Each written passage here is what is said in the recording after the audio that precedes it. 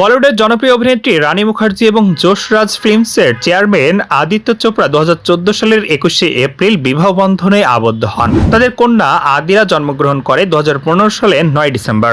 রানী তার ব্যক্তিগত জীবন সবসময় অত্যন্ত গোপন রেখেছে, বিশেষ করে তার মেয়েকে মিডিয়া থেকে দূরে রেখেছেন। আদিত্য চোপড়া নিজেকে ক্যামেরার সামনে আনার ক্ষেত্রে সর্বদা অস্বাচ্ছন্দ্য ছিলেন, যদিও তাকে অল্প সময়ের জন্য নেটফ্লিক্স ডকুমেন্টারি দ্য রোমান্টিক্সে দেখা যায়। তবে রানী মাঝে মধ্যে কিছু মিডিয়া সাক্ষাৎকারে সামান্য ব্যক্তিগত কথা বলেছেন। সম্প্রতি এক সাক্ষাৎকারে রানী মুখার্জি স্বামী সম্পর্কে বলেন, আদিত্য যেভাবে চলচ্চিত্র জগতের অংশ থেকেও নিজেকে একটা ব্যক্তিগত পরিসরে রাখতে পেরেছে তা সত্যি প্রশংসনীয়। আদিত্য চোপড়ার প্রেমে পড়া প্রসঙ্গে অভিনেত্রী বলেন, আমি আমার স্বামীর প্রেমে পড়েছিলাম কারণ তিনি অত্যন্ত ব্যক্তিগত, পরিবার কেন্দ্রিক। এত বছর ইন্ডাস্ট্রিতে থাকার পর আদি একজন মানুষ যাকে আমি সম্মান করেছি।